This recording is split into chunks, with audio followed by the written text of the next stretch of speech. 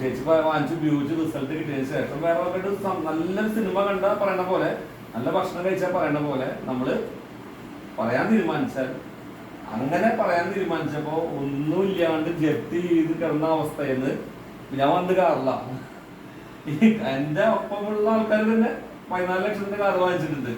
ഏത് അപ്പൊ അത് കൂടാണ്ട് നമുക്ക് 10,000-2000 പേരെ ടീമിലേക്ക് എത്താവുന്നതും അതിൽ 100 പേര് വർക്ക് ചെയ്യാവുന്ന കണ്ടീഷനിലും നമ്മുടെ ലൈഫിലേക്ക് തിരിച്ച് ഇപ്പൊ ഈ ക്രിസ്മസിനൊക്കെ നമ്മൾക്ക് പൈസ ഇല്ല എന്നുള്ള പ്രശ്നമില്ല. എന്ന് എന്റെ അക്കൗണ്ട് ഞാൻ കാണിച്ചു തരാം. പൈസ ഇല്ല എന്നുള്ള കൊടുക്കാനില്ല.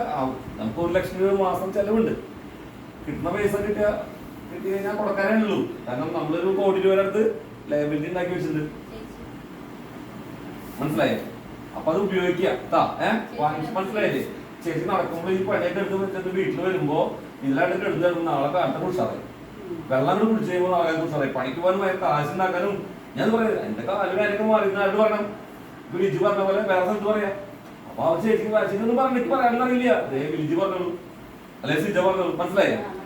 ഓക്കെ ശരി. ഓക്കെ, ഇത്രല്ലേ വേണ്ടോ? മനസ്സിലായില്ലേ നമുക്ക്?